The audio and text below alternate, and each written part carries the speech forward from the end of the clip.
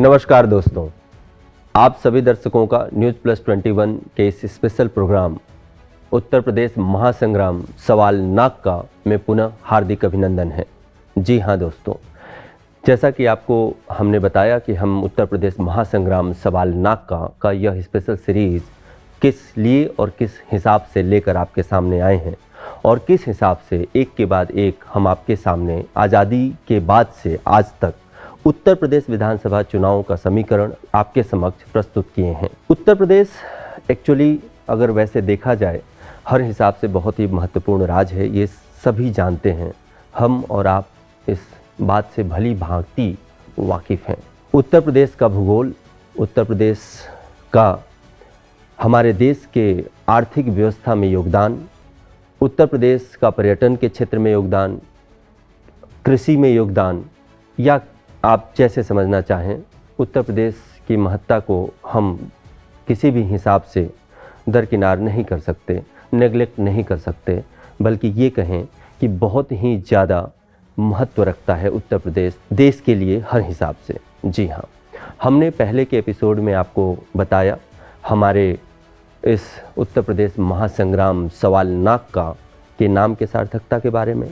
हमने आपको दूसरे एपिसोड में बताया उत्तर प्रदेश का चुनावी समीकरण, विधानसभा का समीकरण आज़ादी के बाद 2021 तक का, और हमने पिछले और तीसरे एपिसोड में आपको बताया योगी के कार्यकाल के बारे में, योगी के पिछले 5 साल के कार्यकाल की समीक्षा। आपने समझा कि योगी का कार्यकाल कैसा रहा, क्या रहा। जी हाँ, आइए इस एपिसोड में हम बात करेंगे बसपा, सपा और कांग्रेस के अभी तक के सफ़र के बारे में आपको समझाने की भी कोशिश करेंगे। जी हाँ,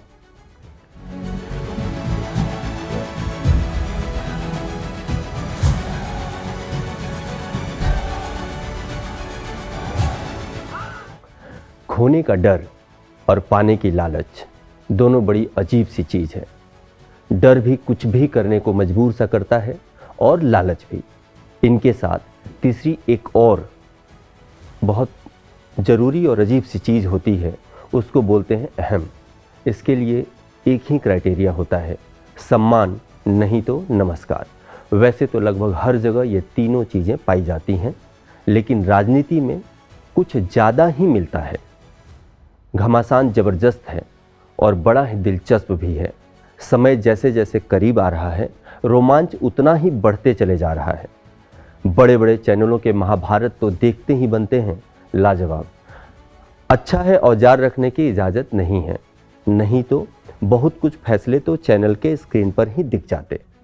जी हाँ, यूपी में मतदान की तारीख जैसे जैसे करीब आ रही है, वैसे वैसे सूबे की सियासत में नए मोड़ आते जा रहे हैं। कहीं सपा की छोटी बहू अपर्णा भगवा थाम चुकी हैं, तो कांग्रेस की पोस्टल गर्ल प्रियंका मौर्य कांग्रेस को टाटा करके योगी एक्सप्रेस में सवार हो चुकी हैं।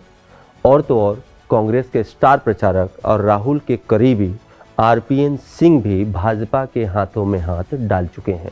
तो कहीं कुछ ये तो होता ही है, होगा ही।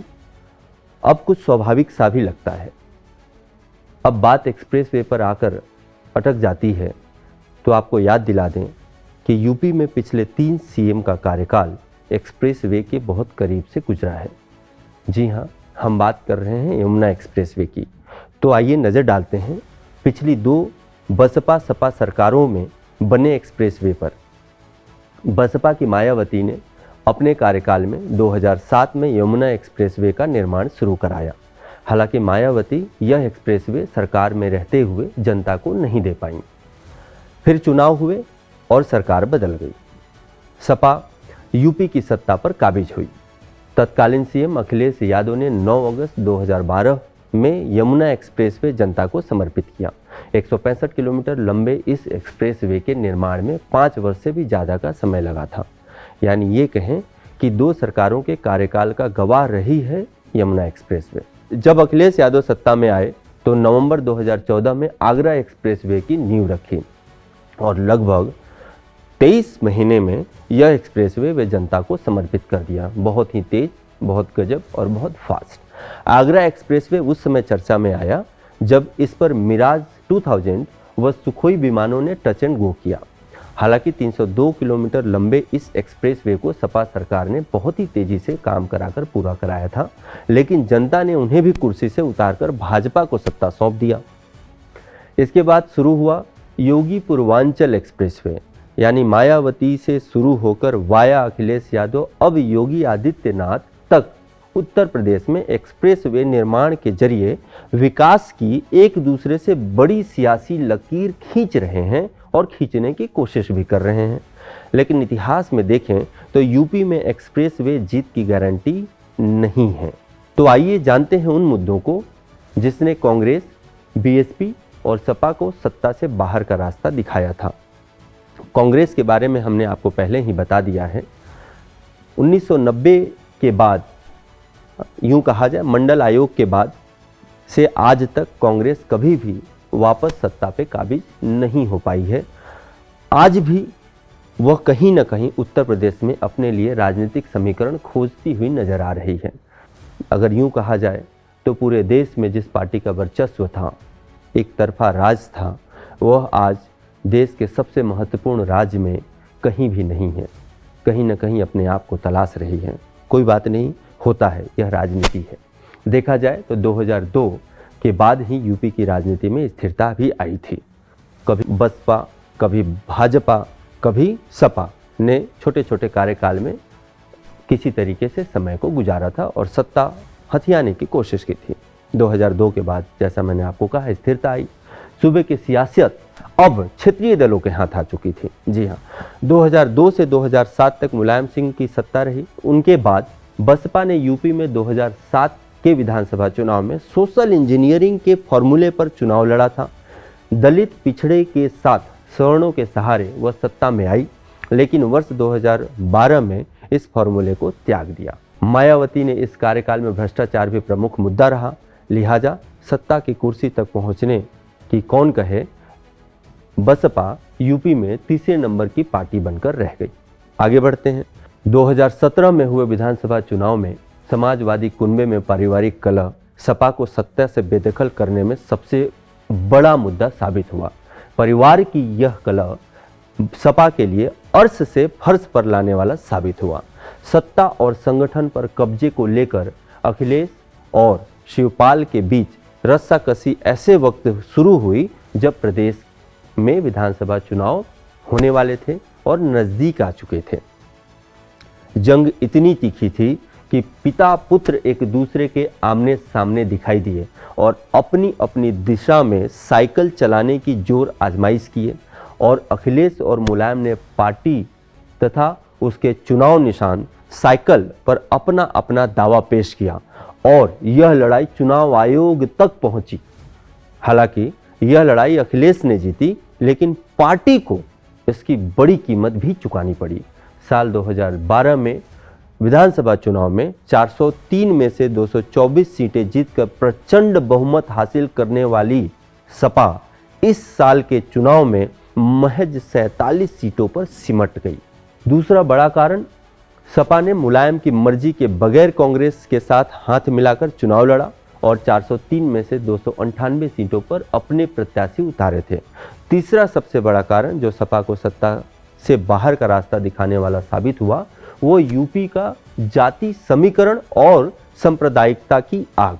आपको याद दिला दें, 15 मार्च 2012 वह तारीख है जब अखिलेश यादव ने प्रदेश के मुख्यमंत्री पद की शपथ ली थी। तब से लेकर 2017 तक प्रदेश में कुल 38 दंगे हुए, यानी कि औसतन लगभग हर महीने प्रदेश का कोई न कोई कोना सांप्रदायिक आग में झुलसता रहा, जिसका परिणाम यह हुआ कि अखिलेश सरकार जनता के सवालों के कटघरे में आ गई। जनता की इसी नाराजगी की कीमत सपा को सत्ता गंवाकर चुकानी पड़ी।